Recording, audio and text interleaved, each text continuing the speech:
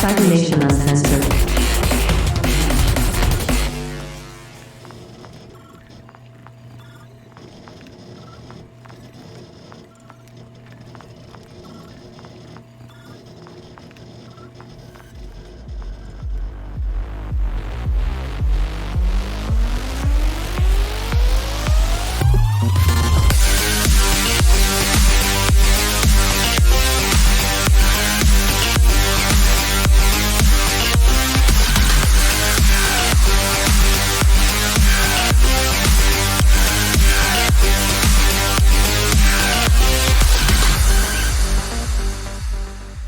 Hello, Gatos, again, another episode of the Forlorn Dopes with your hosts, Cybersmily and Wisdom.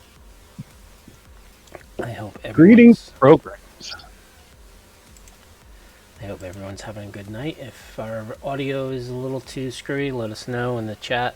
We will fix it ASAP, or I will fix it ASAP. Yeah.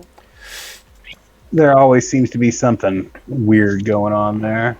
Yeah, I'm not a Sounds fine.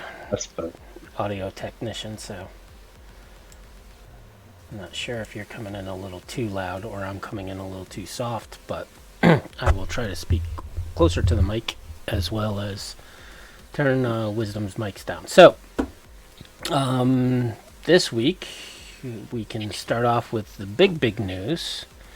And I'm going to try to share my screen.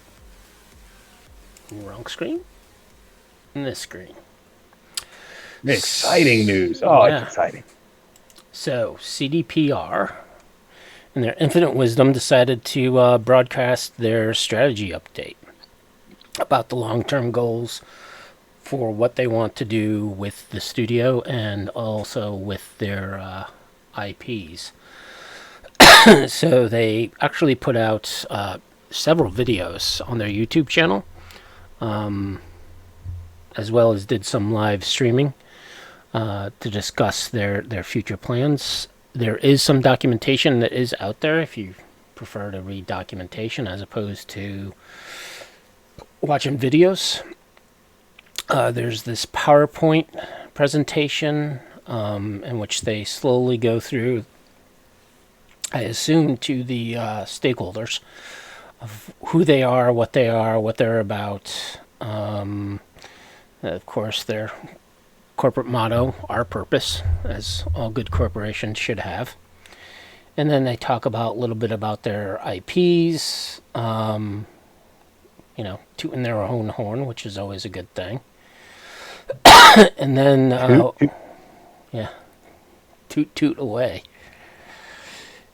Then we have their transformation and growth updated since Q1 of this year. So they talked about their development, the introduction of the Unreal Engine, the rollout of their Agile methodology. If you don't know what Agile is, it is a type of way of doing projects that allows you to kind of do an iterative process to push out features and continually to grow. And of course, through that continual growth, there's also going to be continual mistakes, but you learn from those mistakes and continue on moving. The other concept of Agile is what's called a cross-functional team, which means not only are you going to have developers working closely, you're going to have, the various developers. So the engineers of the engine, the infrastructure guys, testers, all going to be working together, as opposed to a lot of computer companies. What they do is the other methodology is usually called waterfall, in which each team does their own thing and they really don't talk amongst themselves. They kind of like throw it over the wall and they expect, that other team to do things. But Agile is all about we're all one big team and get stuff done. Other big news was the new acquisitions in North America, a little bit of their changing of the board, expanding the franchise through exploration of new fields and mediums. We'll get a little bit later to that. further support of Cyberpunk 2077 by adding substantial updates and its new-gen version, which I find really interesting that they put that there. So I think they're trying to flag to the stakeholders that, yeah, the launch of 2077 was a big screw-up, but we are still... Cyberpunk is still a big IP for them. Honestly, I'm under the impression that it was the stockholders that caused the early launch, pressing for, get this game out. So it's all hypothesis of what actually... Right. Nobody's going to come out and say that shit. Well, but yeah. We know some things, right? One, marketing was push, which of course stressed the board to push, which is upper management. Then you have the shareholders who are also... Well, the shareholders really don't have too much except the senior shareholders on that push.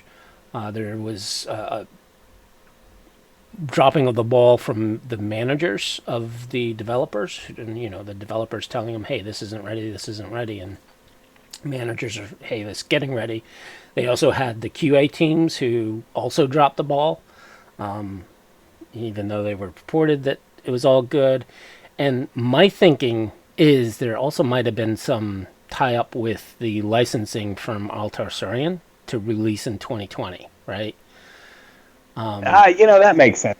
I think I've said this before is, they promoted this game back in 2013 that they were going to do that. And I think The Witcher 3 and how big it was, they probably thought Witcher 3 was going to be big, but the problem was their A team worked on Witcher 3. And the assumption, I think, was that, once Witcher 3 hit, the DLCs and the expansions were going to be handled by, another team. And then those A-game guys were going to switch completely over to Cyberpunk 2077 and run with it. However, I don't think that's what happened.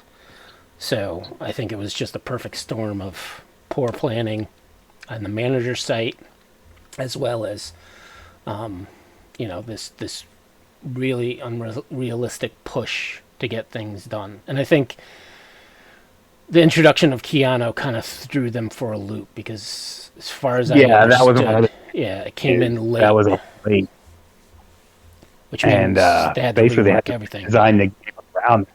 Yeah. It changed the story of what we were seeing up until they announced him dramatically. Yep. And of course, the big news is parallel AAA development starting in 2022. 2022. Well, the really, really big news is the announcement of a sequel. Yes. So I'm going to just quickly go through. I don't put that off any longer. Project Orion, the Cyberpunk game. I've been dying to talk about this since they announced it. I am so excited that the franchise is going to live on. I don't know how to contain myself about this. Really, I'm giddy like a schoolgirl. Yeah. Well, first we need Phantom Liberty.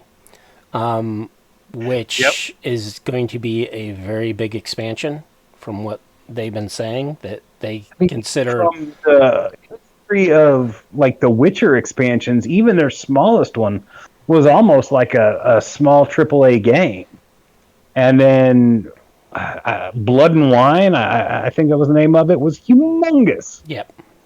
I don't know if we're going to be getting anything that big, but we can expect at least something very substantial. I think we are going to get something that big because, so this is, again, I'm showing you the PowerPoint, and I'll flip back and forth between some of these. There is also a longer document that gets into a little bit more of the details within that PowerPoint, which they kind of stress out what each kind of PowerPoint page meant. I assume, it's not that long, but... And then there was a call transcript. So the call transcript, and again, all these you can get from CD Projekt Red. the call transcript is where the actual shareholders had questions about some of the stuff that was presented, and this is where you actually get a little more depth into what they're doing. And I think one of the questions that came up and they talked about was the expansion, and I forget who said it, if it was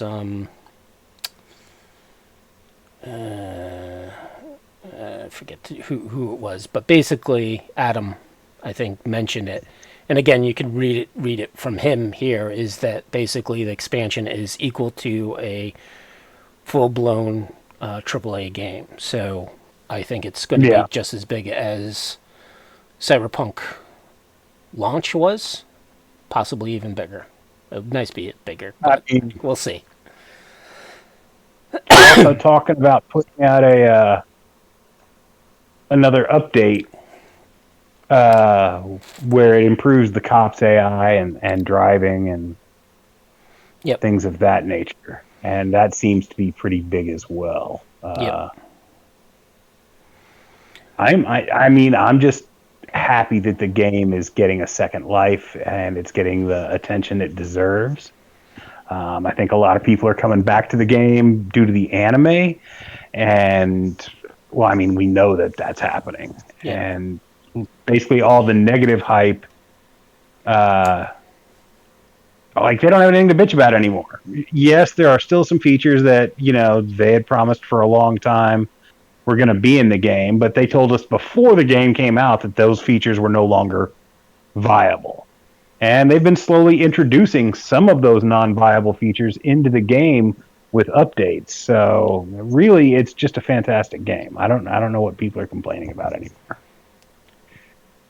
They've also hired a lot of the modders, a lot of the popular mods for the game, such as third person, vehicle combat, and a few others. Those people were actually brought into the studio and started working on that. So I think they've been concentrating on getting that going. Of course, now what they have to do is... That doesn't happen more often. Like, I don't... Because I play on the PlayStation, I'm a console gamer, I don't get to see the mods very often. Just videos of them on YouTube and whatnot, but like, I don't know why more game studios don't just like embrace the modders and like hire them. Like, oh my god, you're doing this with our game. This is amazing. Well, it depends on the studio, right? CD Projekt Red does that. I think No Man's Sky, whoever creates that, Bethesda did it for Fallout 4. They didn't necessarily hire the modders on. Well, I'm sure they did, but they made mods available on console, and that was pretty nice. Yep. There's a couple things I just wanted to point out in these PowerPoint. I know you kind of jumped the gun a little. So with each slide, sorry, I couldn't hold it back any longer. Well, with each slide, they talk about the various projects they're doing, right? The current in-flight one that's heading into production, or his final production phase, is Phantom Liberty.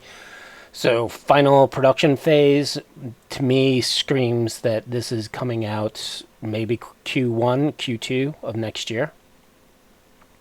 I mean, that's always been the popular opinion, is we'd probably get it around February. So, fingers crossed. Again, crossed. Make sure it's, fully tested and all the bugs are resolved, and it's a good launch, because I think this is their redemption release. Yeah. I mean, it's fulfilling a lot of people's expectations, and for the people like us who've enjoyed the game from the start,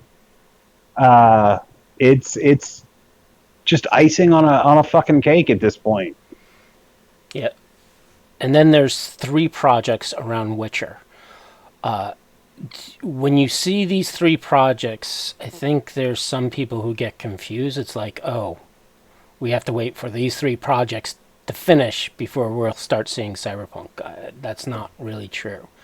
Project Sirius is actually going to be Molasses Flood with some of CDPR support, right? So that is its standalone game. Molasses Flood is doing all the development work on it.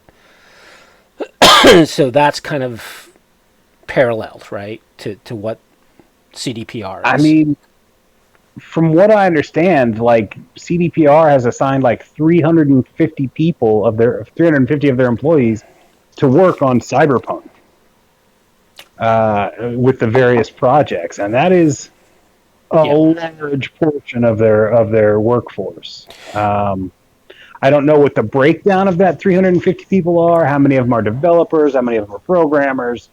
And whatnot, but like that's a significant workforce. Well, so currently there's 350 employees involved. If you actually go into the transcripts, let me see if I can find it. I think it was like 800. Right. So we're constantly looking for talented developers. We have to grow. So that's their statement. The group currently employs 1,200 people, including nearly 800 developers, but this includes the GOG developers. We have over 700 developers at our studio. Those are developers working on the game itself. I'm not ready to talk about target headcount, but for sure our North America teams will grow, and we will also expand our European forces. Our ambitious plans are based on the assumption that we'll keep growing our creative teams. So this kind of and this kind of ties into what they were talking about with these projects.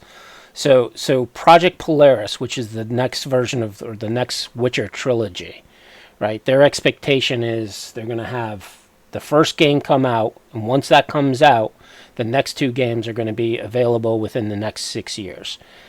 If that's the case, they cannot support all, having one team just do development work. It's going to be multiple teams supporting each IP. So if you hear anybody rumor, oh, you're not going to see the sequel to Cyberpunk for another 10 years, is bullshit.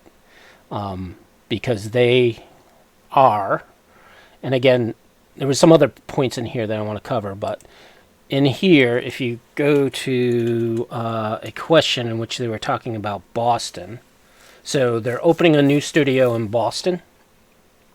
Our North America consists of a team working from Boston and the existing Vancouver team. The project will support by developers and I believe the best reference point is our most recent release, 20 cents, safe to assume. No, not that question. Where's the other one?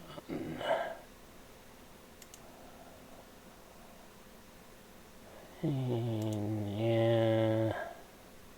So this is talking about molasses.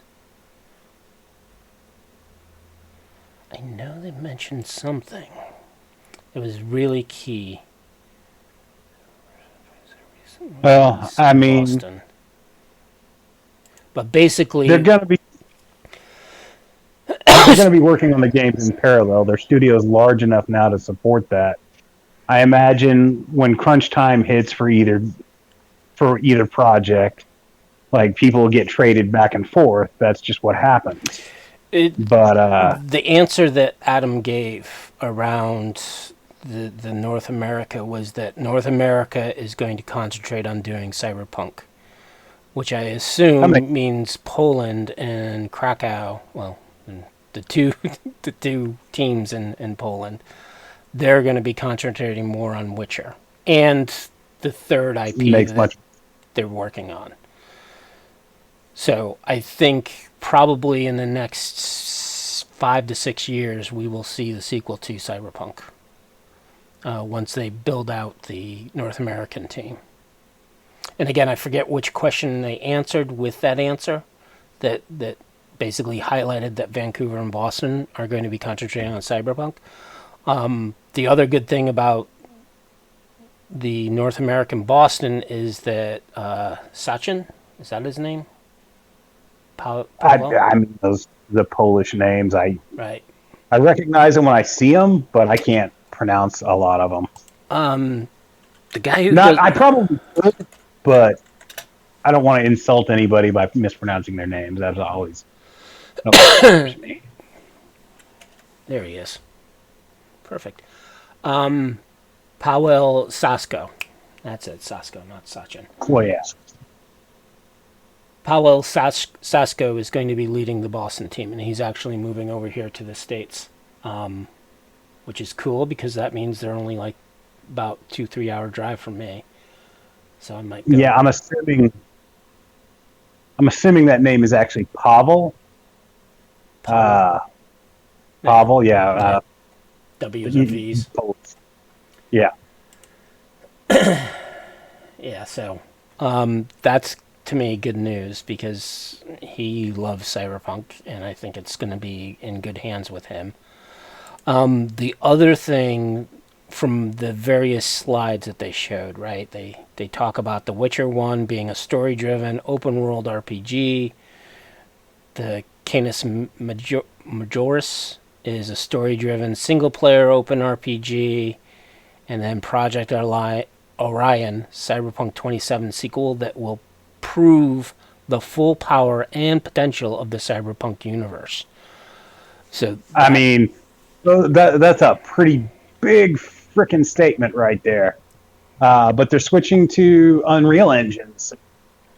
Well, also, that statement also tells me they're not saying it's story-driven. They're not saying it's single-player. And to me, story-driven means you're playing a specific character that they create for you. So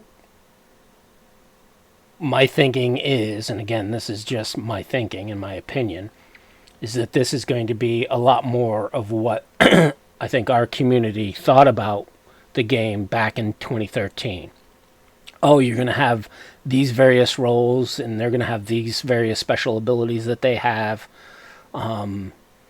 You're going to be able to name your character the way you want. You're going to be able to play the character the way you want and not be forced into a narrative that the current system is. Yeah.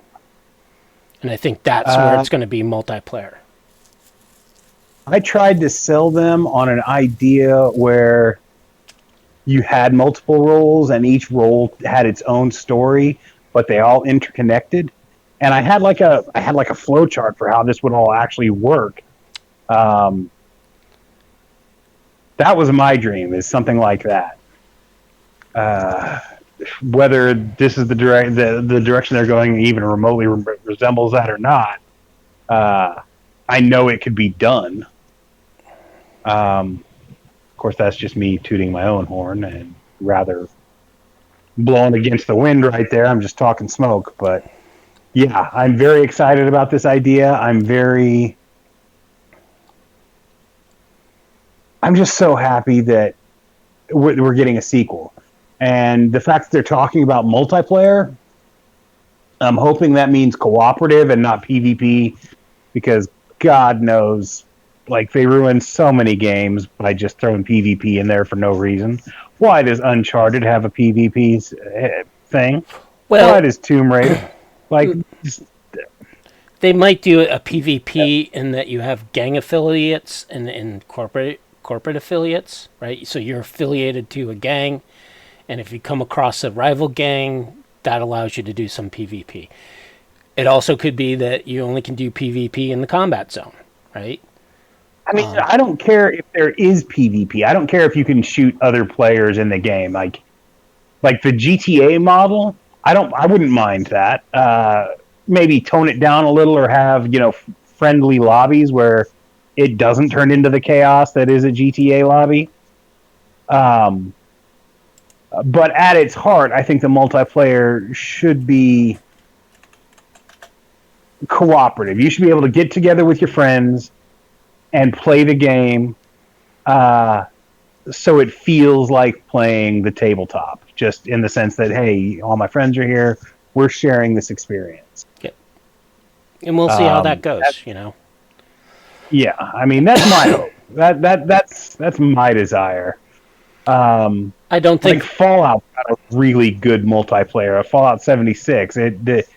the game sucked for a long time, but now it's got a, at least in the way that players interact with each other. I quite enjoy that. Yeah, and I think you're not going to get the apples to apples experience. I mean, there's always going to have to be some give and take between the various rule set, but that, like you said, a cooperative play, you have very specific roles with very specific abilities, and that's their shtick, right? Because like if you look at certain other massive RPGs, multiplayer RPGs, like World of Warcraft, in the beginning, you had a very distinct role with each character, and especially in the party. However, as iterations continued with World of Warcraft, they became, okay, I'm a warrior and I can still heal. I'm going to be able to heal myself. I'm going to be, do all the stuff that other specific roles were supposed to do. And eventually it became, okay, doesn't really matter what role you are, you're going to be able to do whatever you need to do. And I think that's kind of true with Dungeons and Dragons too, is that, every class has a spell. So I hope that they do not go down that path. Honestly, there are some roles that, while they work really well in a tabletop setting, I'm not sure how you would implement them in a video game to the same degree that you can implement the combat-based characters. Right, like Fixer. Like nomads, solos. Yeah, those are easy. But then you get fixers or, corporates, and how do you actually... I guess corporates could maybe call in like support from other, like they can call in a hit squad or something, or requisition vehicles maybe. I don't know. I don't know how you would do a fixer. Well, the fixer would be the opposite of that. The fixer would be more gang related, underworld, and call. Sure, maybe they gang goods as well. Yep. I mean, there are ways to do it. I just want more Cyberpunk. That's it. I want the IP to continue. I want it to be updated regularly, and I want to get the most out of it for as long as I possibly can. Yep. And the other slide is the expanding into TV and film, which I think has been on the screen for the past 5-10 minutes. So they kind of showed with edgerunners that it can be done. So I think that avenue is still going, and we're going to start seeing more media. And that's kind of the end of this slide, because in one of the previous slides, they kind of go through the video game RIP, right? And they show you the cycle of film and TV, mobile games, books and comics. I see some novels do, and then partnerships and other merchandise. So it's going to be very interesting to see how this starts working. And again, Cyberpunk is not going away. It's crazy to me. Before the video game came out, I wanted to have as complete a collection of video game merchandise as I did for the tabletop role-playing game. I mean, I've got just about... There are like a few small key items, like a Nathan Never source book. I've never been able to find a print copy of that. But with the video game, like as soon as it came out, even before it came out, the merchandise just fucking exploded. It's impossible to collect all that shit. So the idea that we're getting like the comic books, the video game, the anime, and now they're talking about more like visual media, more shows, more movies, books. I'm overwhelmed with glee. That's the way I want to put that. Right. Yeah, so I just posted all the links to those documents, so if you want to read them by all means. Again, there's tons of videos on CDPR's YouTube channel going over kind of most of these points. Go watch them, learn them. Yeah, and exciting times. Other Cyberpunk things is, what's today? The 5th. So in a little over 2 weeks, the Peripheral is going to premiere on Amazon Prime. The Peripheral is going to be a series based on William Gibson's novel. Hopefully they might do the trilogy, which would be really cool. Indeed. I mean, if the series takes off, we should see some good stuff. And if it's anywhere near as good as it looks, we should see some good stuff. Yep.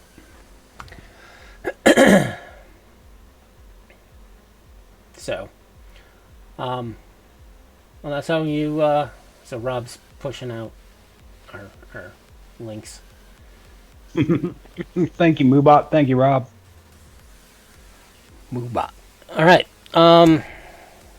Anything else? I'm trying to think.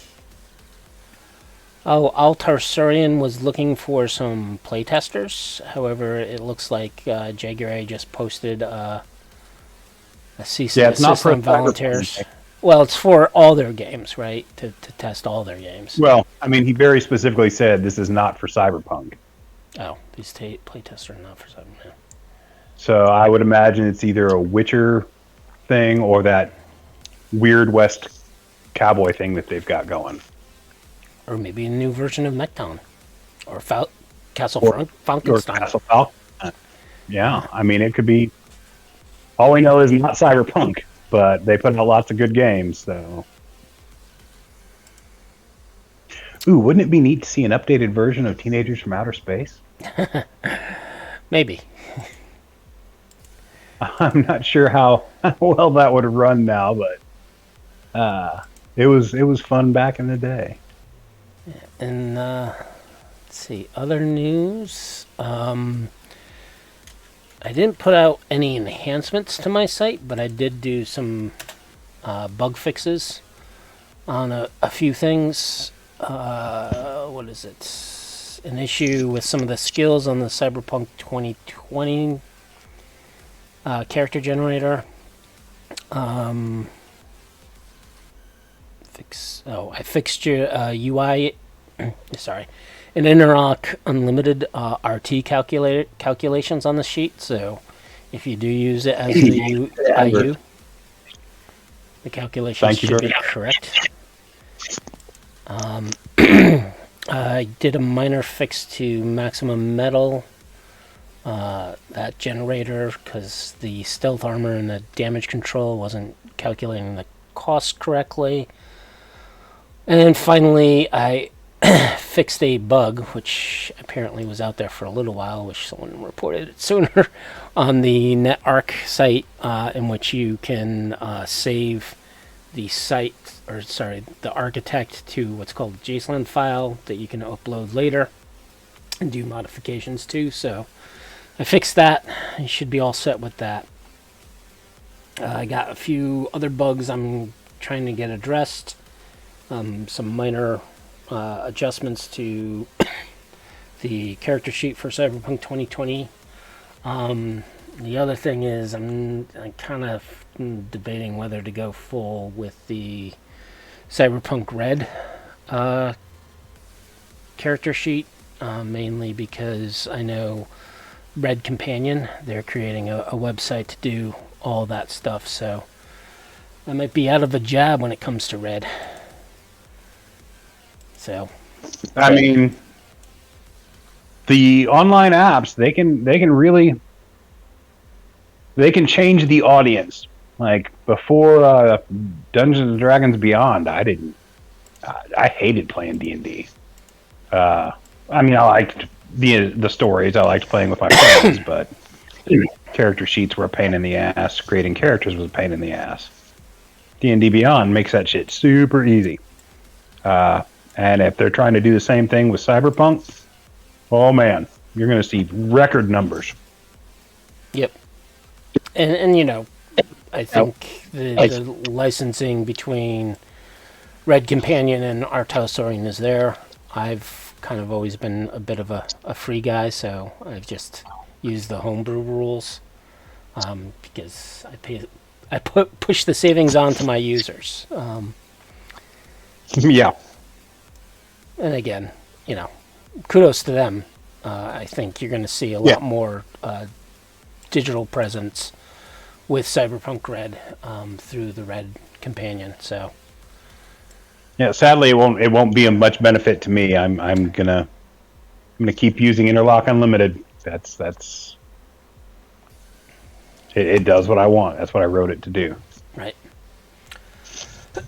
So, that's about our pre-show ramble on various things that are happening within Cyberpunk. I don't think there's too many other things that I know about. I haven't heard of any new movies or other series coming out. Yeah, nothing particularly Cyberpunk noteworthy. I don't think Dark Horse has announced any new Cyberpunk comics coming out either. I mean, I don't know how popular it is, but I know they've lost quite a few of their major franchises. Aliens, Predator, Conan, Terminator. So I know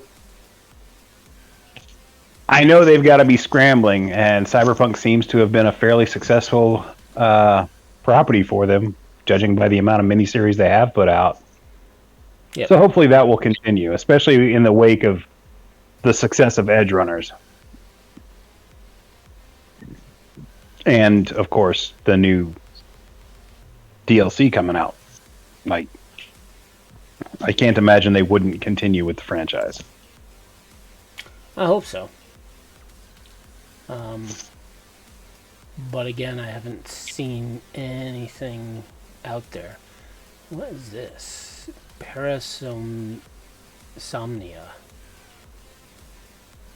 What are we talking about? A series from Dark Horse. The Nightmare of Breakout series. Parasomnia returns in... Oh, that's a supernatural ghosts and psychics type thing. I see. Because one of the covers looks very cyberpunky.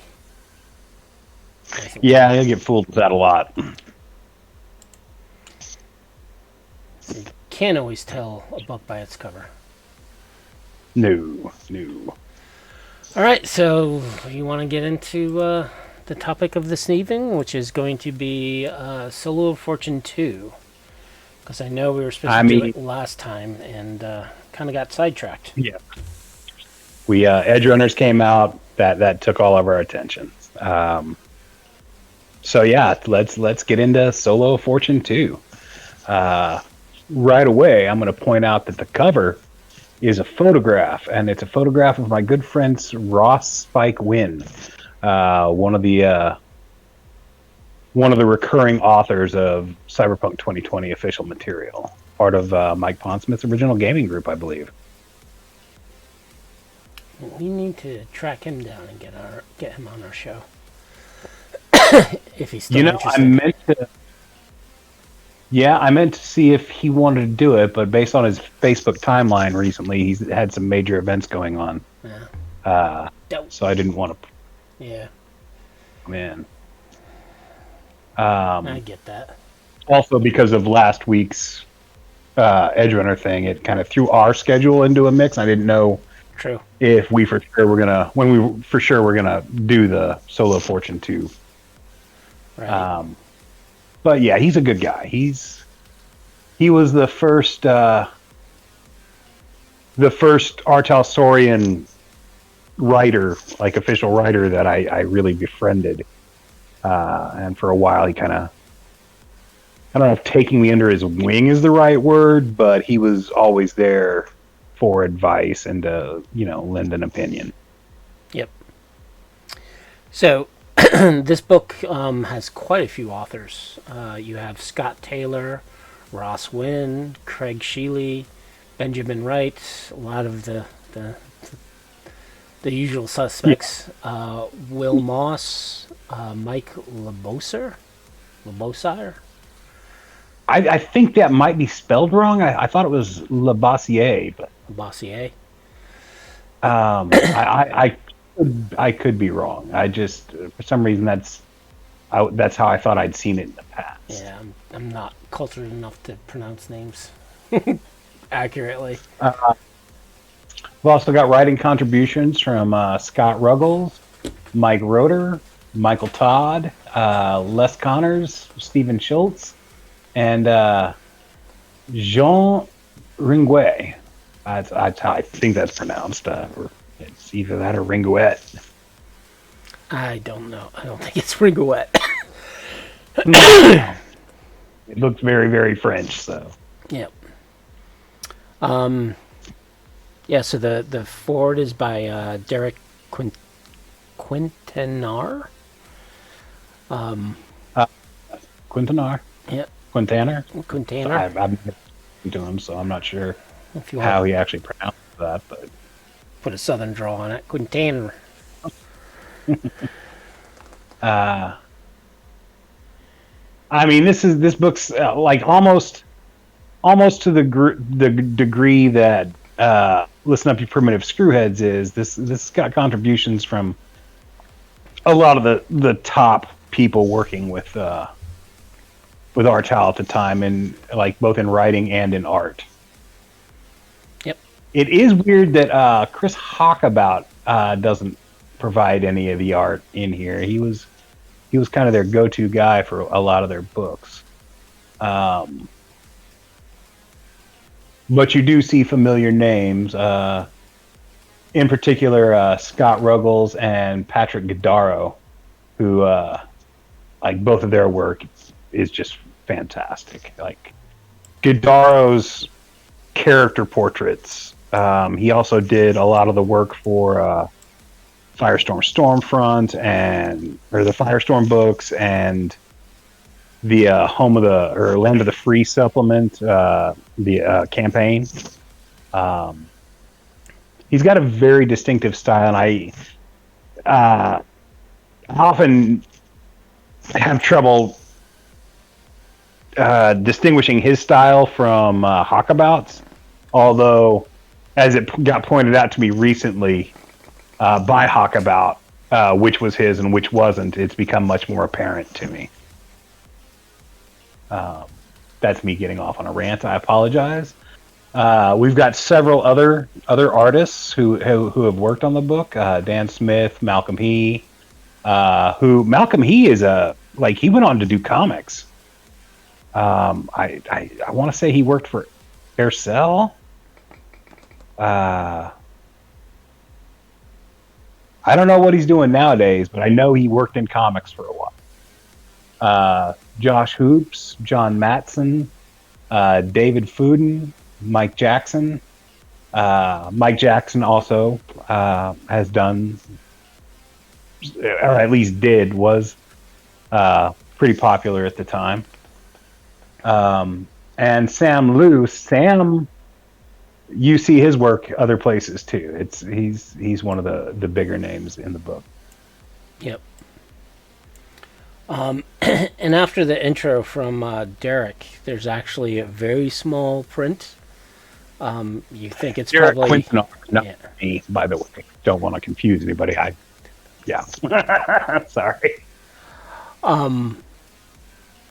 Yeah. Oh, yeah. Forgot you're Derek, but you're Derek with a C, not with a K. Yeah, I'm Derek the way that nobody else in the world spells that shit. But there's a little blurb that I just noticed. I think I've had this book for God knows how long, and I just noticed the small print and the craziness he's talking about. So Solar Fortune magazine is an environmentally unfriendly product Nothing has been recycled except ammunition. Everything in this magazine has been done by trained professionals. Kids, please check with your parents before you do this at home. And then there's some pretty other funny statements in that, so I'll leave that for. Name of the prairie dogs. Well, the other thing is really... next issue, Naked Solo. Yeah, I remember seeing I forget who did it, but there was a website. Yeah, Militech. Yeah, Militech calendar or something like that. Yeah, where they actually like made a mock-up of the Naked Solo of Fortune issue. I thought that was hilarious. That was in the 90s, though. I don't know that that would fly so well these days. I would still enjoy it because I'm a dirty old pervert at heart, but well, yeah, it's good humor. I think some of them were pretty out there, but basically it was just pictures of girls with guns. Yeah, scantily clad girls with guns, as it were. Which I'm sure the Soldier of Fortune probably had some of those images in it. Yeah, I tried to archive that, but I think most of the images were lost. Mm-hmm. And the Wayback Machine did not want to bring them back. Damn you, Peabody. Yeah. Again, this is formatted in a magazine, so you have letters from the readers and the editor responding to them.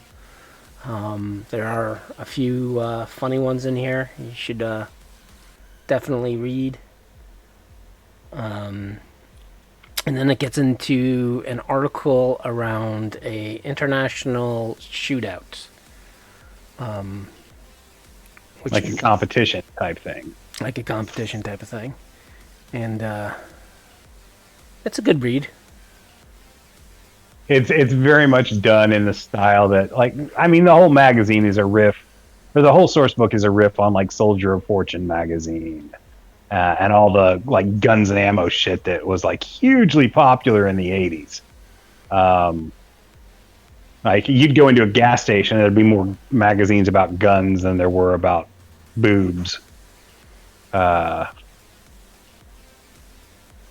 It was kind of a weird time. I don't know how much of that is still around because they don't sell magazines in gas stations anymore. Yeah. But yeah, print is almost dead, I'm afraid.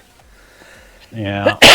The next is the Fully Chipped, so there's more revised rules for gun modification, which I think supersedes some of the stuff that was in the original Solo of Fortune. Definitely. Such as bigger magazines. Yeah. Like some of the stuff it reprints, but most of it just completely replaces. With much more coherent rules for customizing your firearms and whatnot. Yeah. In this section, I would turn certain guns and like the price of that gun would be almost expensive as a high quality cyber deck. Yeah, I mean, the minute you start like customizing stuff, the price, skyrockets. Like customizing a car. Of course, then you try and resell that shit, and it doesn't quite work that way. Just like a car. Well, you pull it from his dead cold hands, right? That you do it, in fact. The next section is more guns.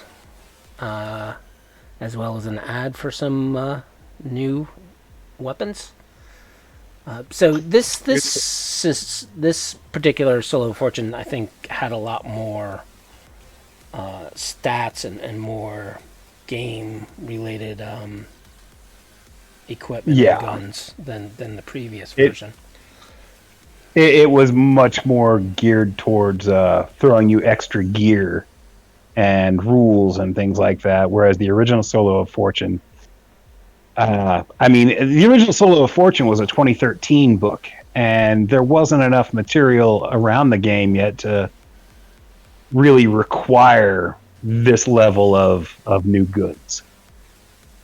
Like Rocker Boy, it was just much more into like world lore and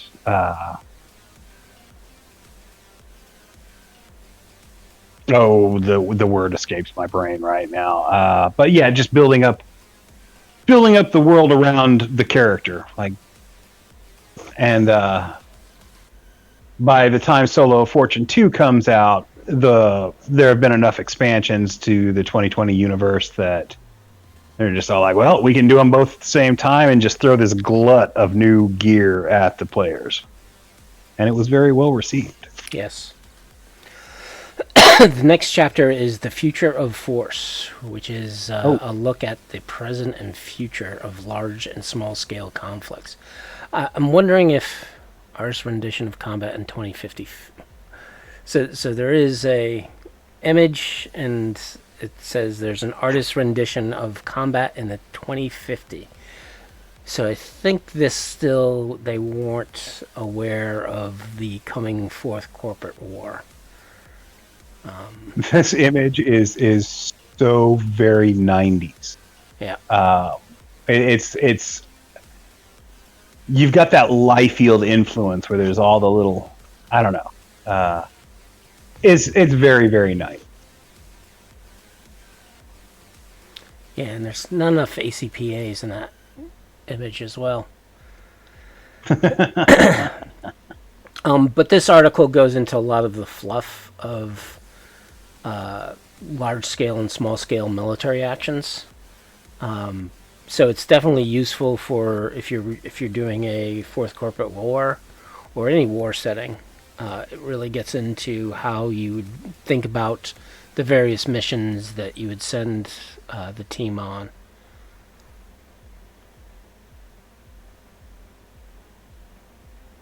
And it does have some more stats for some of the vehicles, as well as giving some adventure hooks. And I have to hand it to them. They actually did maximum metal profiles compared to some supplements. Well, yeah, I mean, most of the stuff that came out after Maximum Metal adhered to that format. Not all of it. The problem, no, not all of it, but the big ones did. The problem with the books that came out before that is there was no uniform. They just kind of threw stuff willy-nilly at you. They'd give you the price, the top speed, and the number of people it held, and the basic armor stats, and then you just kind of had to figure out the rest on your own.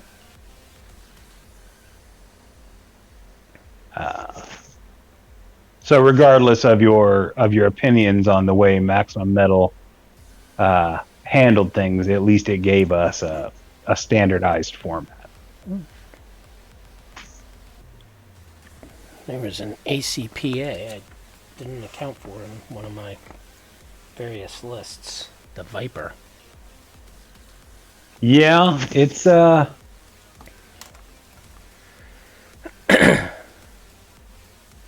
would have really liked to have seen a better image of the Viper. They make it sound like an upgraded Grasshopper, though. Like, it's very much like Bubblegum Price's style, hard suit power armor. Yep.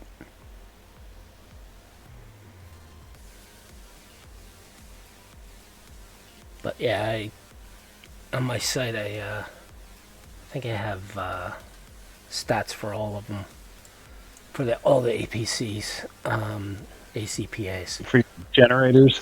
Yeah, in my generator, so I thought I combed through all the books, but apparently I did not, so. I mean,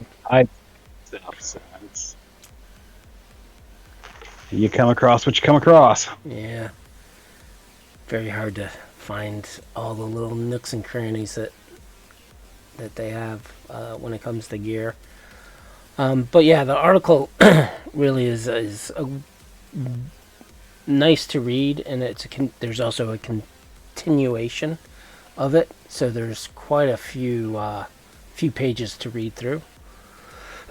But it definitely gets you thinking towards a military campaign with Cyberpunk. Yeah, I mean this whole book is geared towards. I mean, it's geared towards higher level games. Espionage is a big part of the book. Military and mercenary forces. Like, this isn't. You can absolutely 100% use it for your street level solo, but your street level solo isn't going to be able to afford most of this. Nor is he going to be able to survive enemies who are geared up this way without being able to afford it himself.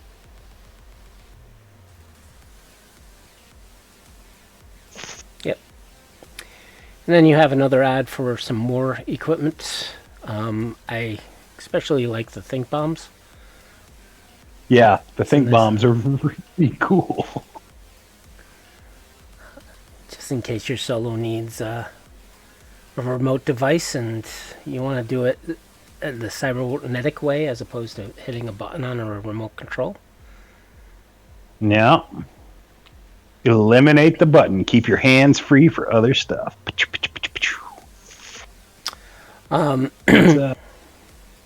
Yeah. I like the scan. I like the. Like, granted, we have those now. Like, this is one of those things that we actually, like, it came true. But I loved the idea in the 90s that your gun was tied to you and you alone. Well, I mean, isn't that what Judge Dredd in the comics had originally? Yeah, that's exactly. I'm pretty sure that's exactly what gave him the inspiration for it.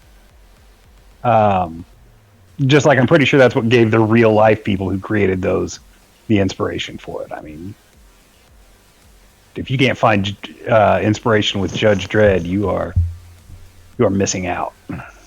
Right. And then we get to the next chapter, which is, of course, a correspondent who should be well known to Solo Fortune. That's C.J. O'Reilly. He makes an appearance throughout a bunch of supplements in the Talsorian line. Your Solo Fortune. I want to say he's got a blurb or two in Home of the Free. He does all the interviews in Forlorn Hope. That's true. He does, and I think he's a. I mean, he's better known than some of the characters that show up in the that the video game makes such a big deal out of, like Rogue and Thompson. Thompson. Yeah.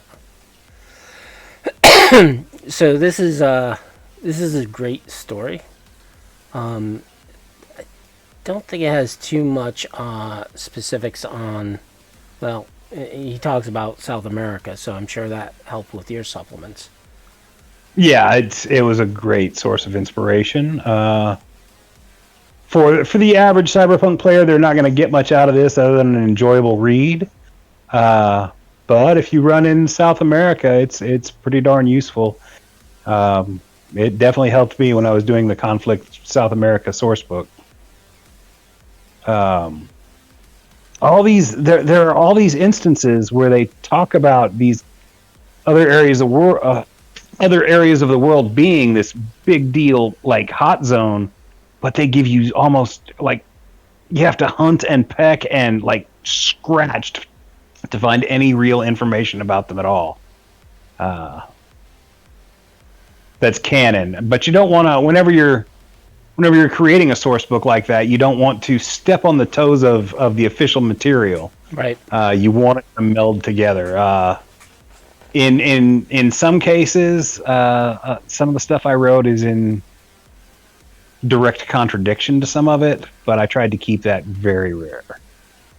Most of the time when I do, it was deliberate for my own personal story.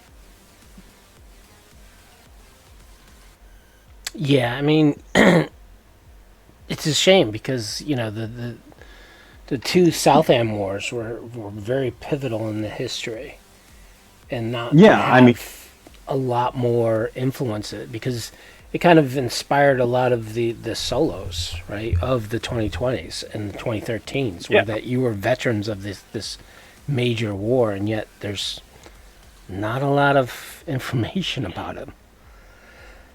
I mean, the second South American conflict, which led to the Long Walk. I mean, these are pivotal moments in the Cyberpunk 2020 timeline, and there's just nothing. So I had to really like expand that stuff myself, just for my own game and my own game's history.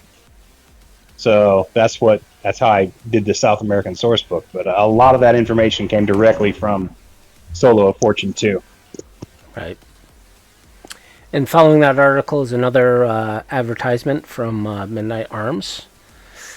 Wasn't too impressed with some of the equipment on here. The monosword cane. I think canes are an old-fashioned thing, especially with cybernetics. And seeing as you can strap a katana on your waistband, why bother with a cane? Because, I mean, everybody needs a pimp limp. Yeah. Every good fixer needs a pimp limp. True.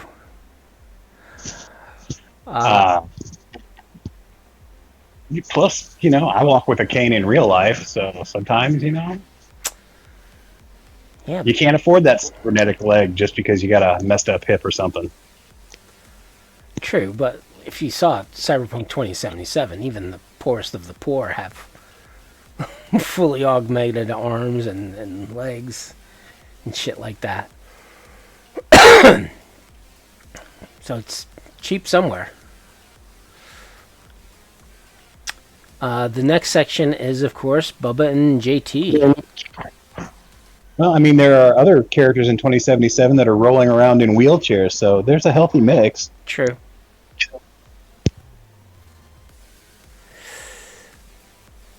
So, Bubba and JT, of course, get into a bunch of gun porn, in which they give fluff to various weapons. And there's quite a lot of weapons in here. I think one of the special ones that everybody loved, at least in my group, was the Gamdali. For some reason, a lot of my players would choose that as their pistol of choice. I mean, it's a good pistol, and Bubba and JT, they returned from the original Solo of Fortune, and where they also did gun porn. Yep. I really like the sniper rifle in this game. Because it can be pretty heinous. I mean, it's not going to necessarily punch through Metal Gear, but anything lower, there's a good chance you're gonna inflict a bunch of damage. Because if it's soft armor, the frag flechette means that it's doing 46 flechette damage, which is a quarter SP. Only for Plus soft. it just Yeah, and it looks cool.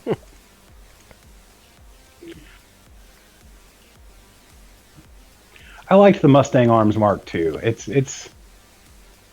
nice and compact. It's only an 11 millimeter, which is more than enough for your street level campaigns. So, here's a question: when you read the Mustang 2, when you saw the rate of fire of 3, did you say that was a 3-round burst, and you got 2 shots, or you got 3 individual shots? For me, anytime someone has a rate of fire beyond 1, that's a handgun, that signals to me that it's got a burst action. Now, granted, with Interlock Unlimited, all handguns pretty much, unless they specifically say that it's only 3-round burst or whatever, or only fully automatic, they all have a rate of fire of 1, and I will divide it up. Like, if this does have a 3-round burst, there'll be a slash, and it'll be 1/3 for select fire. But, yeah, in my opinion, anytime you read that it's got a rate of fire of 3, you pull the trigger and it shoots 3 rounds, 3-round burst. Yeah, well, with my group, we've always seen it as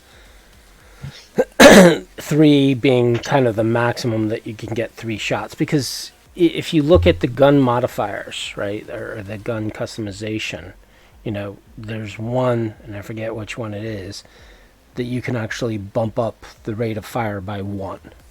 So, for example, the Mustang Close Control 20 on the same page has a rate of fire of 2. Well, that bumps it up to 3. Now, is that a 3-round burst, or is it you get 3 shots with it? So my group has been through the common consensus that you get three shots, right? And it's not semi-automatic. Well, it is semi-automatic, but you know what I'm saying. There's not a 3-round burst toggle. Yeah. Well, I mean, that makes perfect sense. With rules as written, that's probably how they meant it.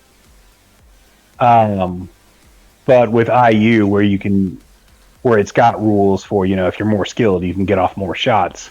For me, that just defaults to it being a 3-round burst. Right.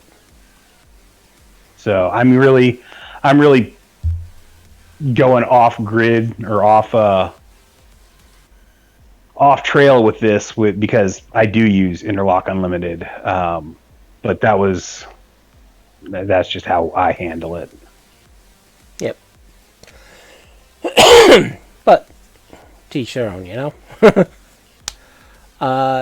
This section finally ends with, I think, something that my players loved, which was the plasmatics in the ET guns. Well, they're ET guns, so you're pushing out 66 with a handgun. Yeah, I mean, if you can get some electrothermal action, a lot of the GMs back in the day felt that was too powerful. I embraced it. I embraced it too. If they're walking around with 20 plus SP, I have no problem with some ganger packing an Arno or an Eastwood and showing them. I love that all the electrothermally enhanced guns are named after the big action stars of the 80s. Yep. The Stallone, the Bronson, the Eastwood, and the Arno. That little things like that. I just love the references. Because with these guns, you're working with API or DP. Who cares if you're wearing Metal Gear? I'm going to punch through that, and I'm going to cause severe damage to you. It's going to be a Dirty Harry moment. It is. Also, I want to mention the GA 1112 auto shotgun. I mean, there's your shotgun minigun that comes directly from Split Second with Rutger Hauer. Yep.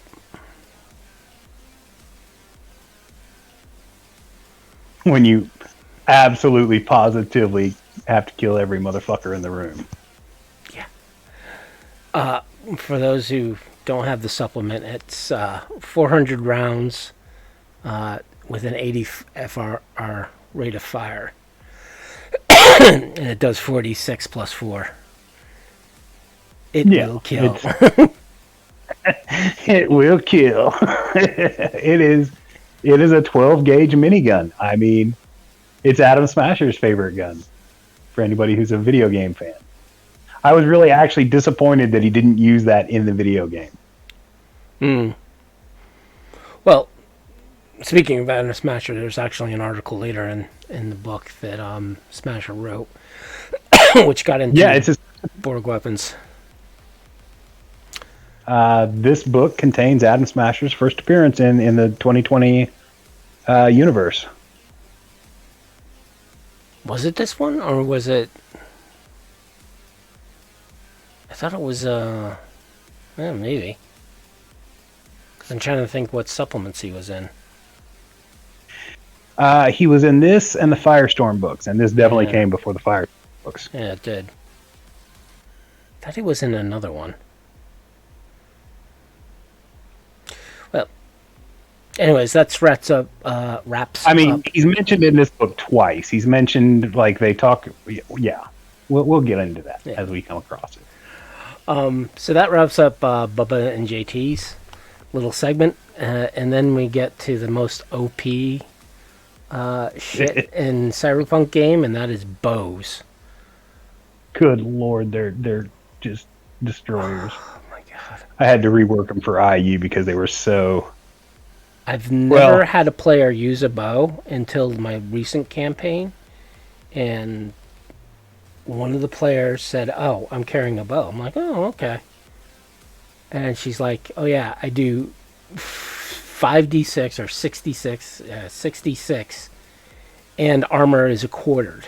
I'm like, "What?" Yeah. And it's silent. Yeah, and it's silent. I'm like, whoa. Wait, where are you reading this? This is something I've never read before. Oh yeah, I've had a couple of characters in my games use bows, and they just here's the arrow. Broadhead arrows, and I'm going to quote from scripture here. The head consists of 2 or more razor-sharp blades, acts as knife for armor penetration, which means SP is halved for soft armor. Damaged is doubled if it penetrates. They are so OP in this book, it's ridiculous. Wait, you're doing 66, and if the guy's wearing soft armor, that means you're doing damage doubled? And even if it's not soft armored, which means they get full SP, you're doing 66. So you're definitely penetrating with 1 to plus damage, and that damage is then doubled. Holy Christ. Yeah, this is written by a really big fan of, like, Rambo and, like, the Green Arrow longbow hunters. I mean, I'm sorry. No. No. But the truth is, I mean, bows are fucking powerful, and that they are armor. And no. They're this powerful, but yeah, they're devastating. Yeah. So if you go with rules as written, and you have overpowered players, have some gangers who are, I don't know, the Lost Boy gang, in which they have bows and arrows, and just go up and mess up those players hardcore. Because when they get that type of broadhead arrow shoved into them, like, oh yeah, you take this and your armor is quartered, plus you take double damage. What the hell? They're going to be fearing for their lives against anybody with bows and arrows. But yeah, these rules are just pretty outrageous. You can add. You can get an auto loader for the crossbow. A friend of mine made a mini crossbow that one of my first players, that, you know, mini folding crossbow. You just whip that out and almost treat it like a handgun at that point. String silencers, like I said, sights, stabilizers. I mean, there's you can trick out your bow as well as you can any gun. And people were up in arms against electrothermo. Yeah, that's because they bypassed this. Yeah, they bypassed this section. It's like, I'm gonna take and just destroy your fucking game. Man. So then we get into the next chapter of Jersey Witherspoon's Dead on Target, in which they talk about Russia, and the sequel article, which is Red Squares, goes into Russia as well as a conflict area, and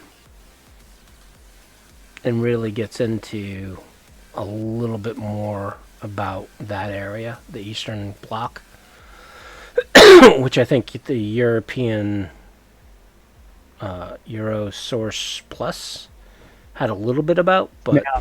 I think this really expanded a lot more.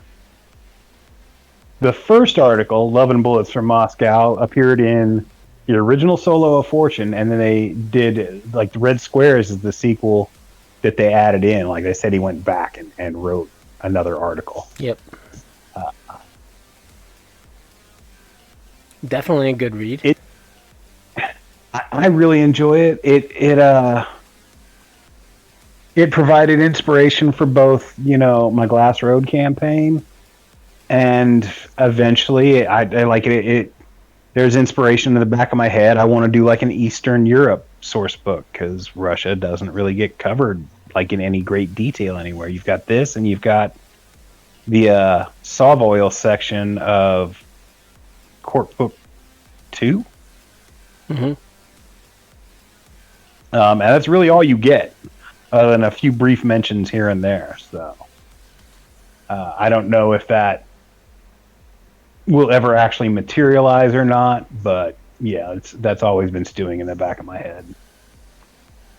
It also gives you some kind of plot hooks, right, in which they give a general description of a mission, who the employer is, what kind of support you'll get, who are the enemy. And they don't frame it as like a hook, but it definitely is. Yeah, 100%. I mean, that's the way R. Talsorian does it. Like, sure, they'll put out some adventure books every now and then, but most of the time they just throw you out this little idea of a seed, and sometimes the idea is more drawn out, like in this case, or in Never Fade Away, and other times it's just a little like newspaper type blurb. But that was the way they did most of their like adventure ideas. It's just here's the thing, do with it what you will. Yep. And of course, the article ends with various Soviet vehicles, mostly tanks, and one helicopter. So, again, large to small scale military actions. Definitely gives you guys some resources to use, as it were. It's a nice bookend to the Home of the Brave military, section. Man, that Mi-32 hitter helicopter looks cool. And again, what we've just talked about, we're barely over halfway through the book.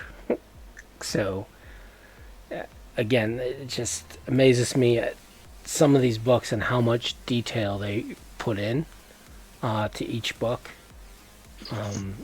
And again, most of it's lore stuff, but there is nuggets of good equipment and good mechanics and other things that you can use in your game. But just the background kind of gives you that inspiration on what you can do with a campaign.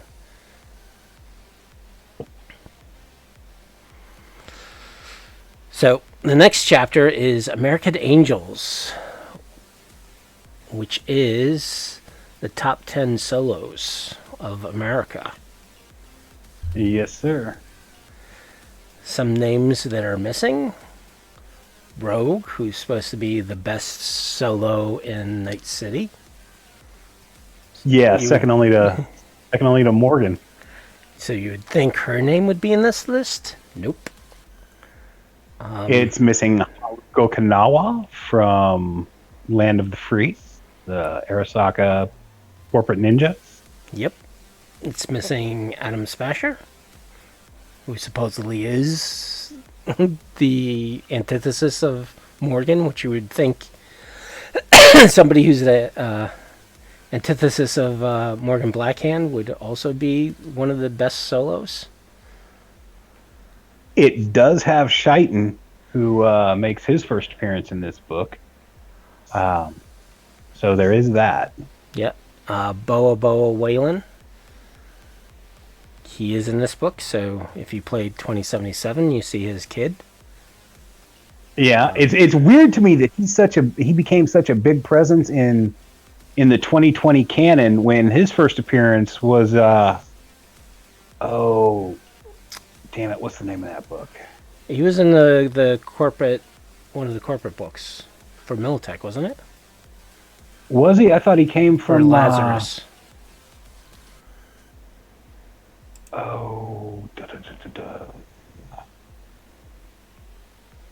Because he was part. Oh no, he was part of Petrochem.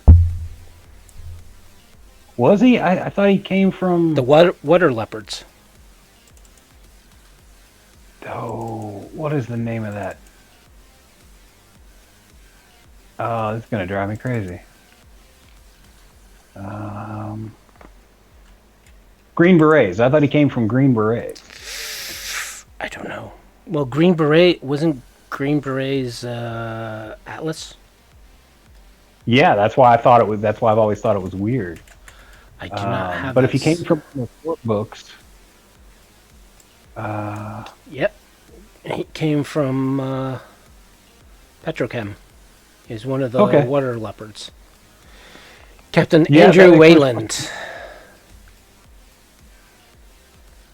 Andrew Whalen leads one of the most terrifying black ops units in the corporate world, the Water Leopards. The Water Leopards are a group of Jamaican mercenaries that freelance successfully for several years before hooking up with Angus Youngblood. Since Youngblood joined Petrochem, they have become part of the company's military force. Oh, well, shut my mouth. That's twice now I've been wrong this week. Yeah. Got corrected on Twitter the other day on something we were just talking about. For some reason, even though I've read and written in direct contradiction, my brain was under the impression that Israel had been wiped out during the Middle East meltdown, and it had not. Nope. I don't know how it did not, because every single country around it was wiped out. That's why in my head it was, even though I've written like the African source book directly contradicts that. Hell, my Glass Road thing that I'm working on directly contradicts that, or doesn't contradict it, goes with that. But in my head, the information is all like, how the fuck would Israel possibly survive that, seeing as how every one of the surrounding countries would have their weapons. Like, if shit's going off anyway, they'd just pop off whatever they could at Israel just for the hell of it. Yeah. Yeah. And again, it didn't get really into too much I can't pronounce that fucking word. Didn't get into too much detail of what the Mideastern meltdown was, right? It talked about extremist groups deciding to go to war with the current governments of those Islamic nations. But to me, like you said, I mean, how would they not go against Israel first? Because yeah, it's Israel. Yeah. Or even with the nuclear destruction that happened in the Mideast, there would be fallout. I'd need to look at the weather patterns and see how, the wind blows in that region, but I would assume that there would be some fallout that would have continued on into Israel. I mean, that's one of the reasons that it took me so long to even start, because just trying to determine how much damage would happen to the surrounding areas if it's really that bad. Yeah, the whole Glass Road thing has been a really intimidating project for me. which is why there's like progress on it takes so very long. Right. Also in this list is the state executioner of NorCal, which was nice to see that she made the list. I don't know how nice it is. I've always thought she was kind of a cheesy character. I love Judge Dredd. I love that they tried to incorporate that idea somewhat, but I don't know. The idea of this chick running around like executing criminals. I don't know. It was just weird to me to see her in here as one of the top 10 best, but I can live with it.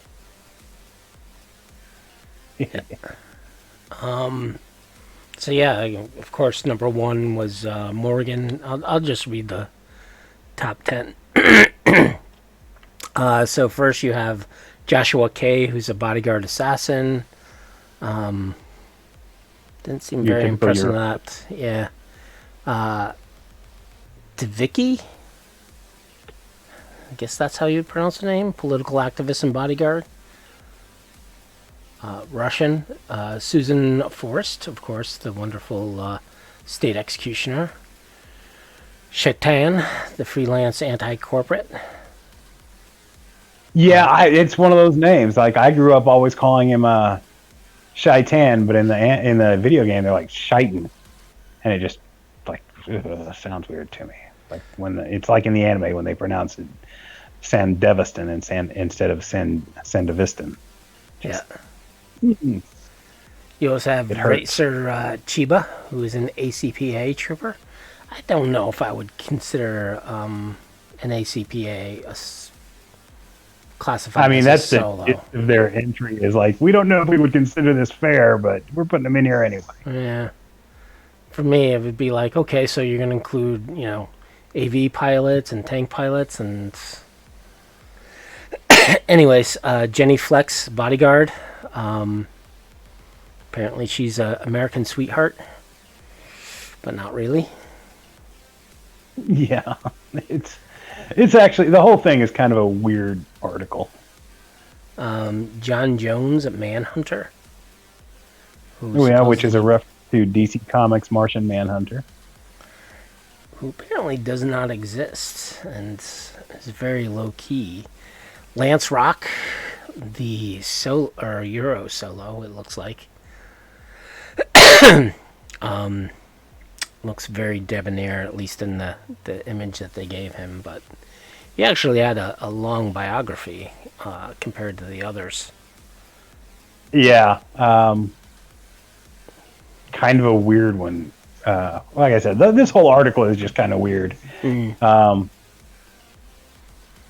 you have Boa Boa, which of course we talked about, and then finally Morgan Blackhand, which again, he gets, 2 paragraphs of descriptions. Well, yeah, but he's been... You get plenty of information on Morgan from other places. Then there's another advertisement for Tsunami Arms. Again, more fun weapons. Another pistol with a rate of fire of 3, which of course we talked about, but it's a low caliber ET gun, which was very interesting. This is a disappointing ad for me because there's no art other than the company logo. I like seeing the art. And then we get into Mr. Smasher's article, Destroy All Flesh. Which we get a fantastic image. This is definitely a Gerardo image. You get to see his auto shotgun. He's super badass. Yeah. And he's basically talking about Borg weapons, also his own personal life. There's one quote in here. Oh, this is where they actually introduced recoil factor, which basically meant if you didn't have a certain level of body, you were going to get hurt by shooting a weapon. Yeah, and that comes in very handy. No more like bod fours shooting electrothermally enhanced handguns without consequence. There was one quote I really liked about him in this that I quoted recently. Where is it?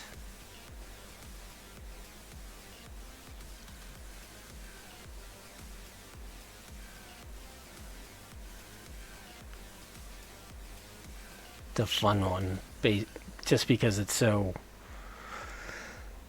Oh, of course, life as a true Borg isn't just mowing down civilians, despite my best wishes. You can.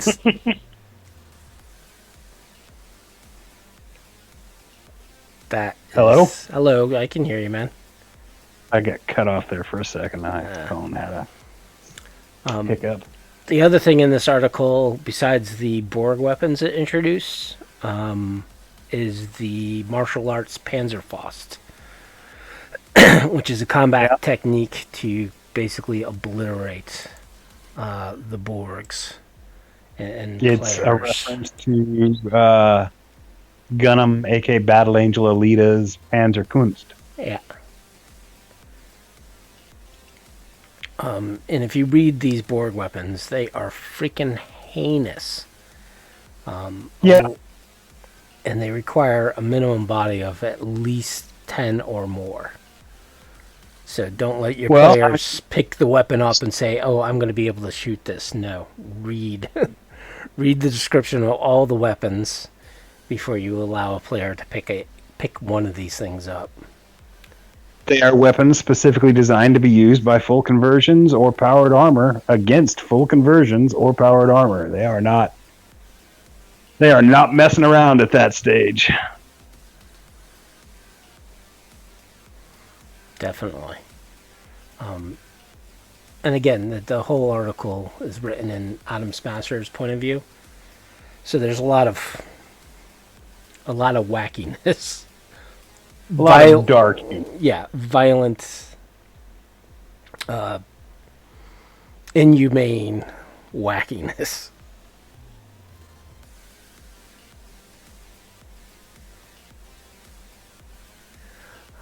But yeah, it's definitely a good read.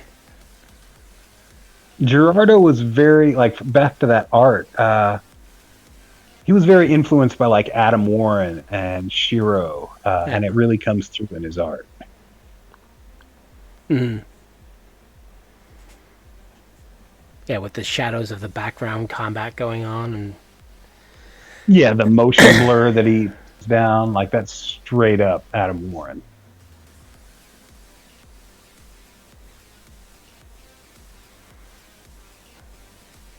As we move into the next section, Combat and Security Cyberforms, we see a picture of an 8 from John Hoops. John Hoops is very obviously inspired by Arthur Adams. I mean, that's straight up his style right there that he's going for. Yeah, so this is taking... did this come out before or after Chrome 3? Because that's where the pet rules came into effect. I want to say after. But I could be wrong on that. Well, let's find out really quick. Let's see. When was this put out?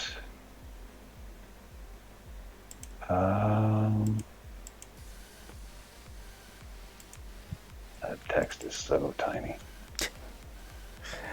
I know, in our old eyes, we can't see shit. So Chrome 3 came out in 94. Oh, I want to say this came out in 95, 96, but I could be guess wrong. it did come out after. So again, this stats out some security models of the various pets. We're going to assume that it's using the rules from Chrome 3. is there anything in the article in which it says Chrome 3? I don't think I saw one, but I could be wrong.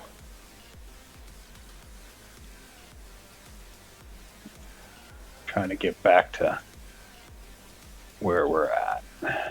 Yeah. So the Cyberforms, it does provide, it gives you a 100 series, which is basically the ape. It also gives you a Cybercat model, as well as a police dog.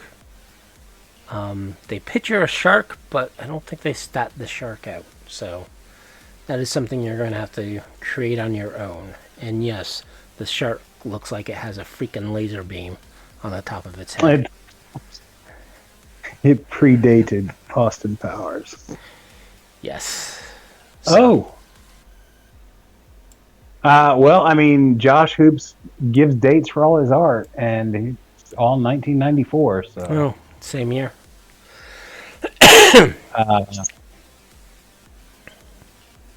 There we go with that. Yeah, there's no stats for the shark. Yep. The next chapter is Cyberwalks, or Cyberwalkers, which basically turned or gave rules for your maximum metal vehicles to have legs, so you could create mecha. Not necessarily ACPA. It's a little bit bigger. Granted, the sizes are a bit limited. Votoms style mechs.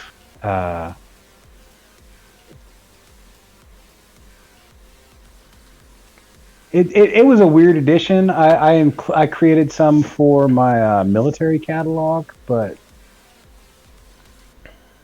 they look cool. I don't know how useful they'd actually be. I guess on some rough terrain they'd be able to cross rough terrain, but trees and whatnot would definitely hamper them. Well, it also depends on how powerful they are, right? And I can see. I mean, in a game where you've got ACPA, these are not far-fetched. If in fact they actually make a little bit more sense, as much as I love ACPA. So yeah, I mean they work within the context of the game. Yeah, I don't think you would see these in open terrain or even city fighting. I see them more geared towards, like you said, rough terrain, which means mountainscapes or terrain that doesn't have any various roads and vehicles are just useless. Like a rebel base being out in the mountains. If you need ordnance to get out there, you're going to put in a Cyberwalker and go for a little jog up the mountainside. Yeah.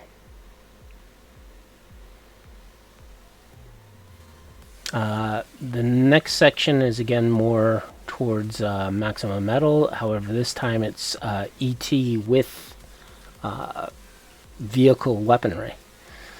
So yeah, when just when you think things can't get more ridiculous, they're electrothermally enhancing like 140 millimeter cannons, because 24 D10 AP just. I mean, sometimes you got to take out a battleship. Sometimes you do. Or several buildings. Or you want your gun to shoot through a school. Johnny Dangerously referenced. I was thinking the exact same thing. When you positively have to shoot through the school to get to your target, here's a weapon for it.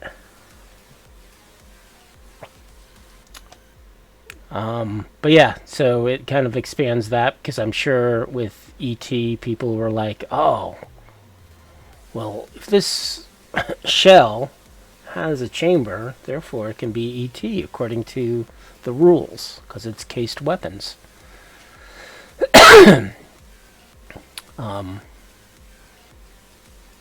But yeah, then you have the inclusion of a railgun, which trumps them all. Mm. And then finally a showcase. Is this? I think we're getting close to the end. We're at 11 pages left. We get into more vehicles because we all love our vehicles, don't we, Wisdom? We do. I mean, we very definitely do. And this section contains my favorite motorcycle in all of 2020 lore. Because it has wings. Of the official material. The Bell Sandpiper. I fucking love that thing. Which part do you love? The wings in the front or the wheels that will jut out when you're making a turn? I like the recumbent part with a roof. The wheels and the wings are just icing on the cake. But, yeah. It just looks so cool to me. Like, it's as close... It's like a cross between the Akira motorcycle and the Tron motorcycle. Okay. Which are the two coolest motorcycles in science fiction history. They also have a nice little mini tank, which kind of reminds me of, was it Tank Dominion Tank Police? Yeah, Dominion Tank Police. I'm pretty sure that's very specifically what it's supposed to reference. The fact that it's got the little female pilot next to it. Yeah. That is very definitely a Dominion Tank Police reference. And then you have an ad for a Law Dog remote, which I don't think is the same as a Cyberform, because I think this is mostly... I think they took this from Interface, right? Yeah, but I think this is closer to the police robot dog from Protect and Serve. Mm. Or a combination of both what was in Interface and Protect and Serve. The cyber forms from above are very much more, at least as far as the images provided, they're very much more organic they're basically animal cyborgs, they're updated cyberpreds. Whereas this... Go ahead. Oh, that was it. Well, when they put out the game stats, they get very very detailed. I can't say specific. Very detailed in like their descriptions of the gear, which always makes me wonder. This sounds too complex to not have rules behind it. Why isn't there? Where are these rules that they're using? It's written. It's very much written in a way that you're supposed to already know what they're talking about. Yeah. But then they don't give you the reference of what they're talking about. So if you don't have, say, Chromebook 3 with this, you're just kind of screwed. Because there definitely should be more behind it. Yep. The next article is around cyberware. Specifically, when I read this, it seemed very geared towards the whole dehumanization that happens when you're installing cyberware. I think this is the article I was thinking about. It's very much flavor text with a little bit of rules just kind of snuck into it. So it's a good little bit of fiction.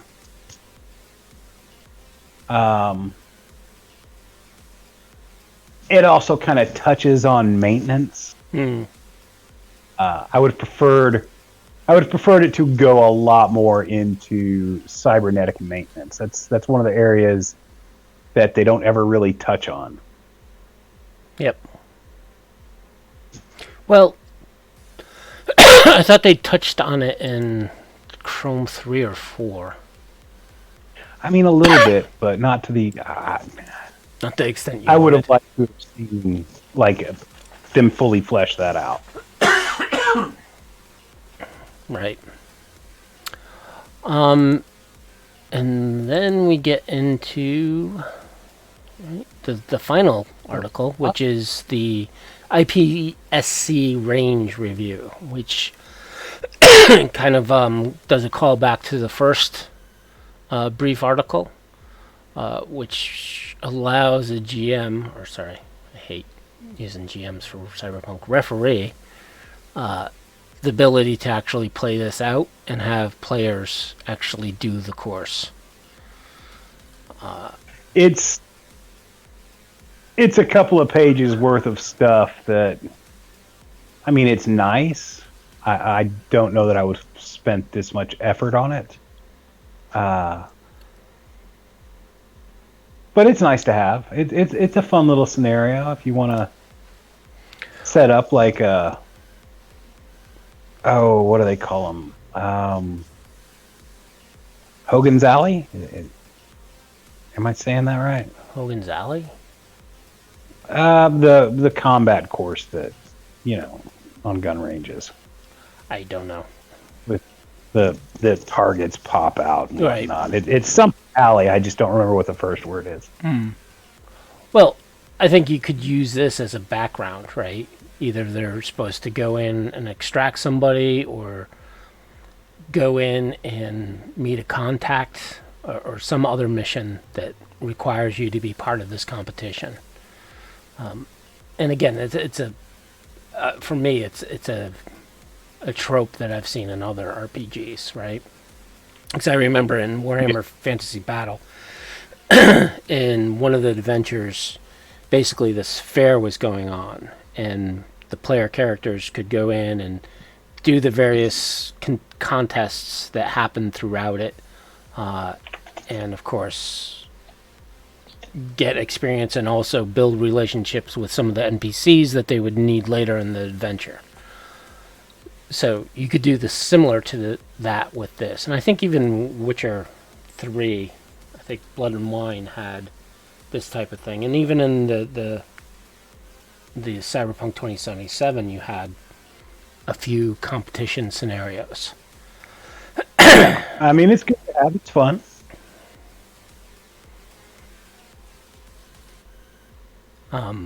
And this could weird also to- be something that the players have to achieve in order to get this pretty lucrative job, right? Sure, there are lots of ways you could integrate it into your game. Yeah, as like an addition. It's a fun little- And then finally is advertisements on various jobs some of the corporations are looking to hire.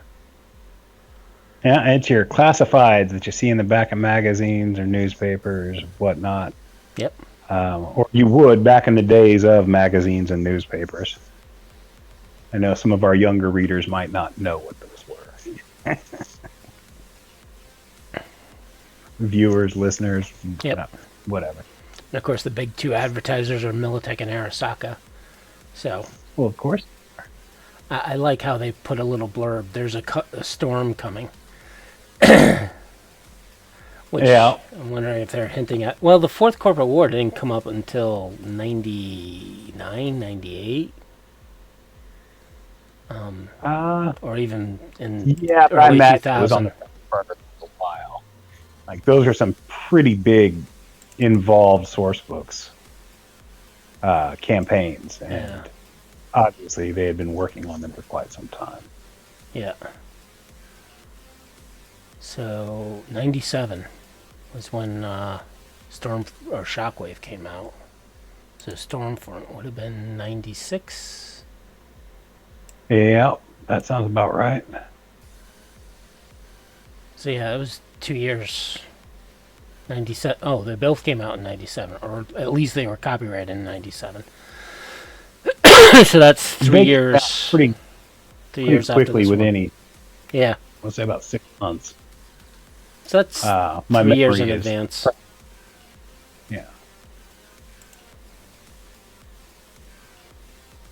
So that's it for Solo of Fortune 2. It's definitely a well worth the money. I think compared to Solo 1, this is definitely... So Solo 1 was for 2013, whereas Solo 2 was for 2020. And I think you get a little more equipment. You get more Solo bang 2 for your buck with Yeah. Solo of Fortune. It's like double the size of Solo of Fortune 1 as well. Yeah. I like this book. I always have, especially if you run games at higher levels. It helps to be able to upscale the gear some. It expands, the maximum metal vehicle list. Yeah, what's not to love about this book?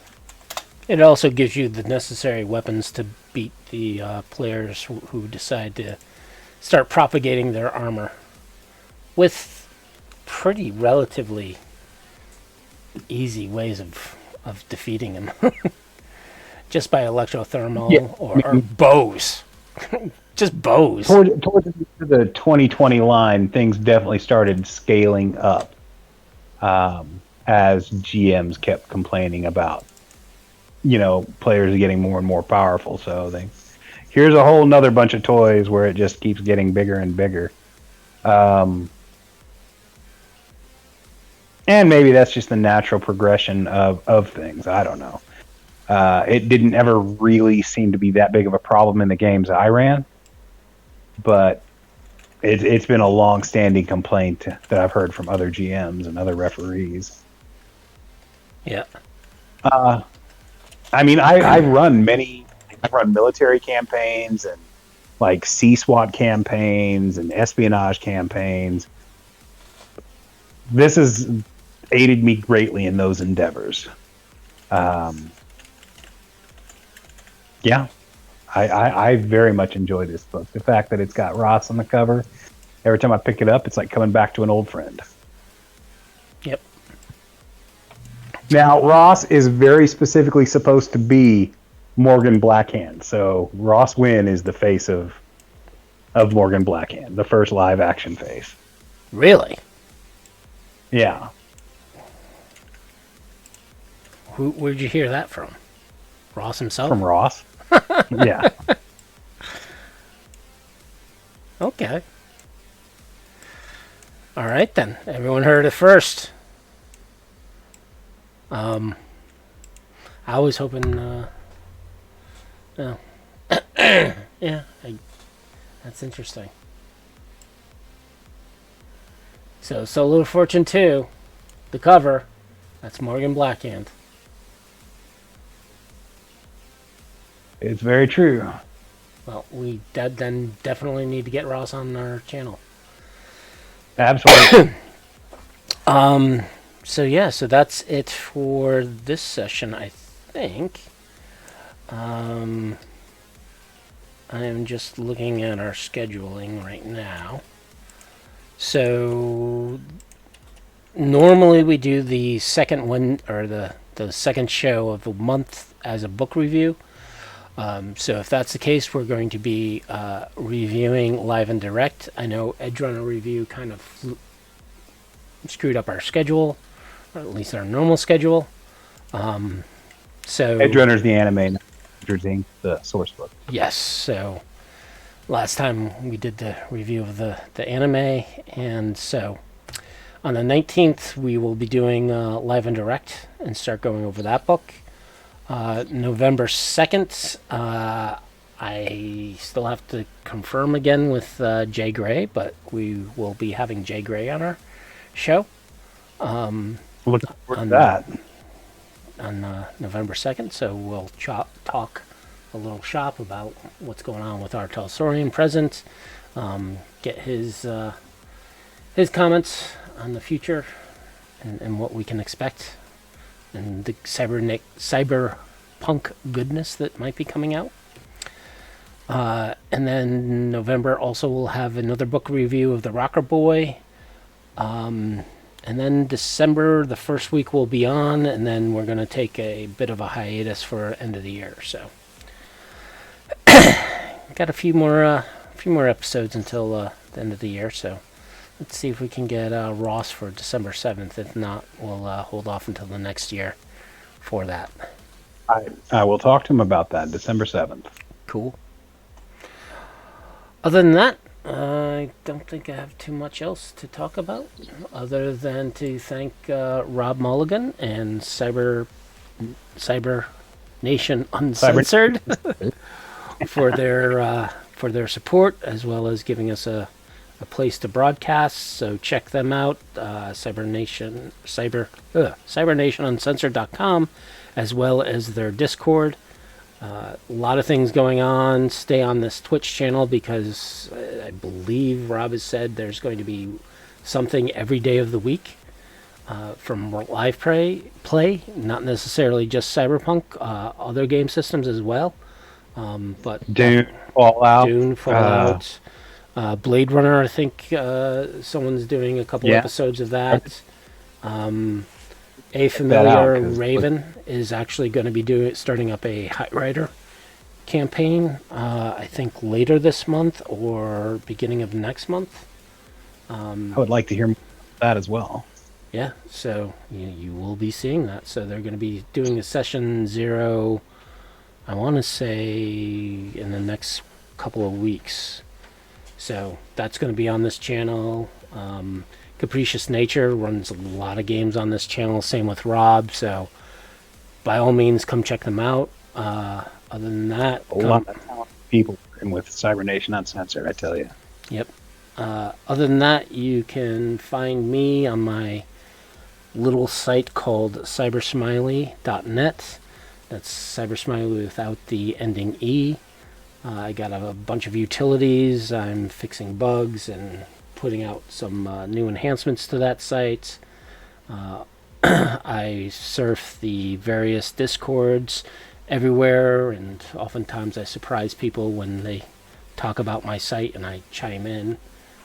Sometimes I think I scare them to think I'm lurking around, watching, always watching. I'm also kind of not really active on Reddit, but I do read a lot of the Cyberpunk 2020 and the Cyberpunk Reddits. I try to follow them, so I'm about.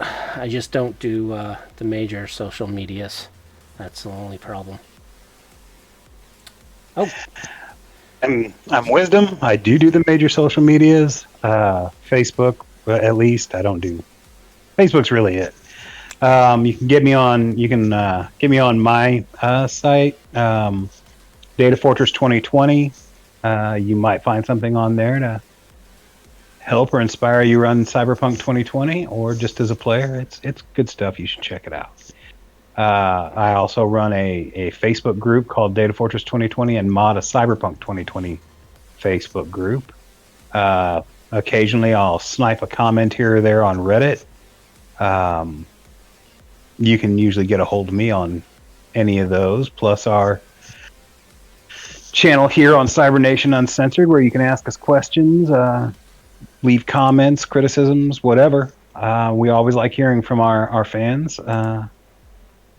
We'd like to thank you all very much for listening in. You guys make it worthwhile. Yeah. Oh, A Familiar Raven just chimed in. Session 0 is next Friday. I believe at 8 p.m. Eastern Standard Time, so that's 5 p.m. Pacific. That would be 7 p.m. Central. 7 p.m. Central. GMT, I think, is 1 a.m. So I try to remember some of that. And, like, if you're in IST, which is India time, I know it's like 10.5 hours or 9.5 hours. So I don't know how many Indian fans we have out there, but I work with some of them, so I kind of know roughly their time thing. I know it's like 9.5 hours, and it always has to be a half hour, which always screws my mind. Anyways, yeah, so that's it for this show. Hope you all enjoy. If you're watching this on YouTube, hit the like, comment. I try to go back to these old sites and look at comments and try to answer to the comments. Just to keep... By all means, comment. Yes. I just don't get alerts when you comment, so it depends on when I come back and take a look at the site. So, all right. I guess that's it. So, till next time. Take care, chooms.